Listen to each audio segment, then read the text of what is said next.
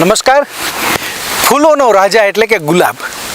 ગુલાબનું નામ આપણે બોલીએ ને ત્યાં જ આપણે પ્રફુલ્લિત થઈ જઈએ, કારણ કે એ ફૂલ જ એવું છે કે સૌને મન મોહી લે એવું છે. ત્યારે ગુલાબની ખેતી કરતા ખેડૂતો કેવા સુંદર હોય, કેવી કેવી વાત કરતા હોય. ત્યારે વાત આજે તમને કરવાની છે એક એવા ખેડૂતની કે જેઓ ગુલાબની ખેતી કરે છે. અને માત્ર ગુલાબની ખેતી જે છે ને એ કરવાથી બધી રીતે ફાયદો છે. સાંસ્કૃતિક ફાયદો છે, આર્થિક પણ ફાયદો છે, અને ધાર્મિક ક્રિયાકામની અંદર પણ આપણે ફૂલોનો ઉપયોગ કરીએ છીએ. ત્યારે આવા ગુલાબની ખેતી લતીપુર ગામના બલદેવભાઈ જે છે એ કરે છે. ત્યારે આજે આપણે એની મુલાકાત લેવાની છે અને એ કઈ પદ્ધતિથી એ પોતે ગુલાબ ઉગાડે છે, કઈ પદ્ધતિથી મોટું બધું ઉત્પાદન મેળવે છે અને કેવી રીતે પ્રોસેસિંગ કરી અને ખૂબ સારી એવી આવક મેળવે છે. આ વાત મેં તો જાણી છે, પણ તમારે આ વિડીયો જોઈ અને તમારે પણ જાણવાની છે. આવનાર ભવિષ્યમાં તમે પણ ગુલાબજળ બનાવી શકો, તમે પણ ગુલકંદ બનાવી શકો અને કૃષિ ક્રાંતિમાં તમે પણ સારા એવા ખેડૂત બની અને આગળ વધી શકો.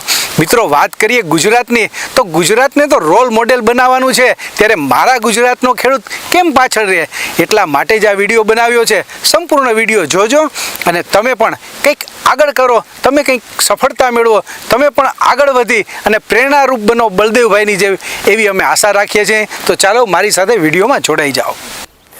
મારું નામ ખાતરાણી બળદેવ ભાણજીભાઈ, કાનપુર લતીપુર, તાલુકો ધ્રોલ, જિલ્લો જામનગર.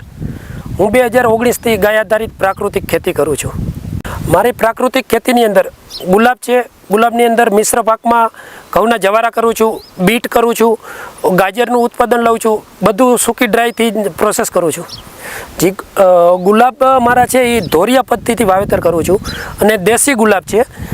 દેશી ગુલાબની અંદર એની પ્રોસેસમાં પિયત તરીકે જીવામૃત, ખાટી છાશ અને આકડાનો વપરાશ કરું છું. ગૌકૃપા અમૃતમ બેક્ટેરિયાનો. રોગ જીવાતમાં કોઈ એવું ખાસ આવતું નથી. આવે તો એની અંદર છંટકાવમાં ખાટી છાશનો ઉપયોગ કરું છું. ગુલાબનું ઉત્પાદન આમ તો 12 માસિક કહેવાય છે અને કાયમિકની માટે એને ઉતારવાના હોય છે. વીઘે આમ ગણતરી કરું એટલે વાર્ષિક ઉત્પાદન મારું એક વીઘે 1 લાખની આસપાસ મારું પ્રોડક્શન થઈ જાય છે. વેચાણ બાબતના પડકારમાં તો ઘણો એવો સામનો કરવો પડે છે. એક તો પ્રોસેસિંગ કરીને વેચવું હોય એટલે આપણે જાતે જ માર્કેટિંગ ગોતવું પડે છે. બીજું કે ગમે ત્યારે સરકારી કોઈ કાર્યક્રમ હોય તો એમાં અમને સ્ટોલ આપે છે, તો એમાં અમને સારો એવો બેનિફિટ મળી રહે છે. વીણી બાદ અહીંથી ફૂલ અમે ઉતારીને ઘરે લઈ જાય, પછી એને પાંદડી કરી છે. પાંદડી કરી અને સૂકી ડ્રાય કરવાની હોય છે, એટલે એને ઘરે સુકવણી કરી છે. બીજું કે લીલા ફૂલમાંથી અમે ગુલકંદ બનાવી છે.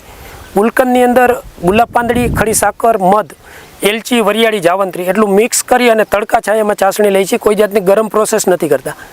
બીજું અમે ગુલાબજળ બનાવી છે. ગુલાબજળની અંદર પણ અર્ક પદ્ધતિથી બનાવી છે. ગુલાબ પાંદડી અને પાણીને વરાળથી ગરમ કરી અને જે એની વરાળ આવે એ વરાળને ઠંડી પ્રોસેસથી તૈયાર કરી છે.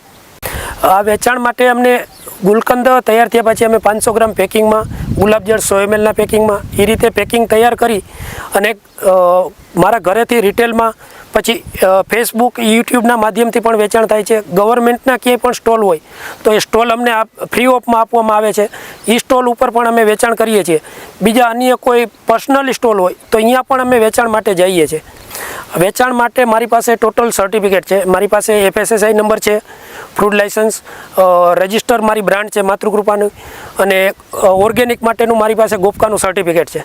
આ ખેતીની અંદર મને શરૂઆતના 2 વર્ષ બહુ તકલીફ પડી, પણ અત્યારે એટલી મને મજા આવે છે તમે વાત જ પૂછોમાં, કે ગમે ત્યારે મારો માલ ગમે તેટલો હોય તો મારો માલ વેચાણ થઈ જ જાય છે અને બહુ સારો એવો બેનિફિટ પણ આમાં મળે છે.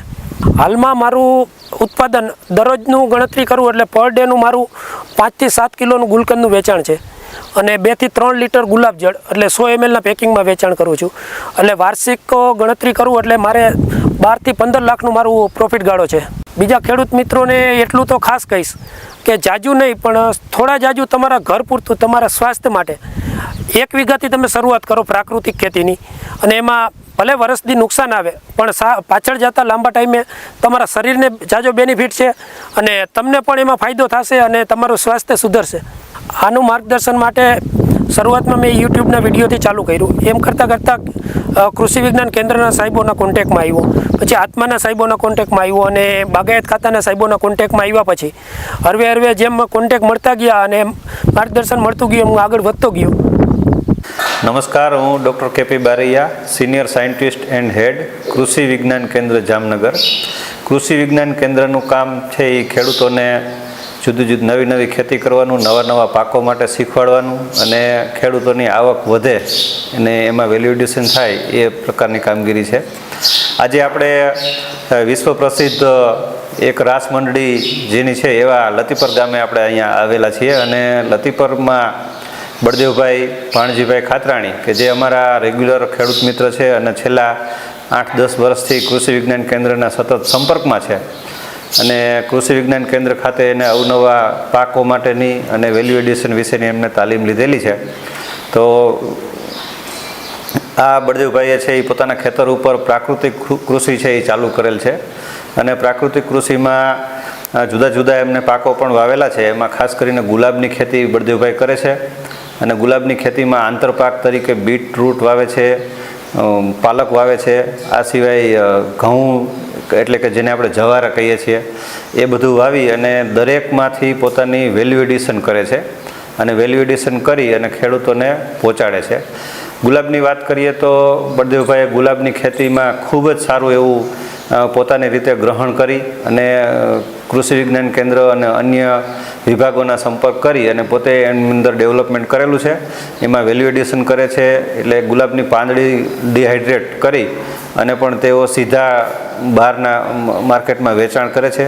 આ ઉપરાંત ગુલકંદ પોતે બનાવે છે ઘરે જ અને ગુલકંદ બનાવી આકર્ષક પેકિંગ કરી અને જુદા કૃષિના મેળાવડા હોય એમાં પણ પોતાના સ્ટોલ રાખી અને ખેડૂતો સુધી તે પહોંચાડે છે અને બહાર પણ પોતાના એટલા બધા અત્યારે યુટ્યુબના માધ્યમથી અને સોશિયલ મીડિયાનો ઉપયોગ કરી અને માર્કેટનું એક સારું એવું માર્કેટ ઊભું કરી દીધું છે.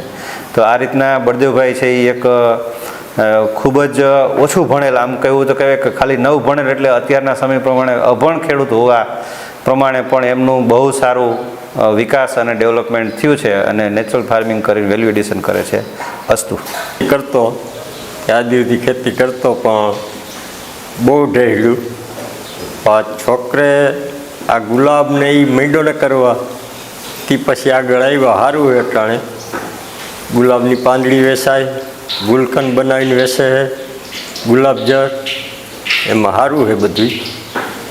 ટાણે બહુ સારું છે ખેતી ને વગર ખર્ચે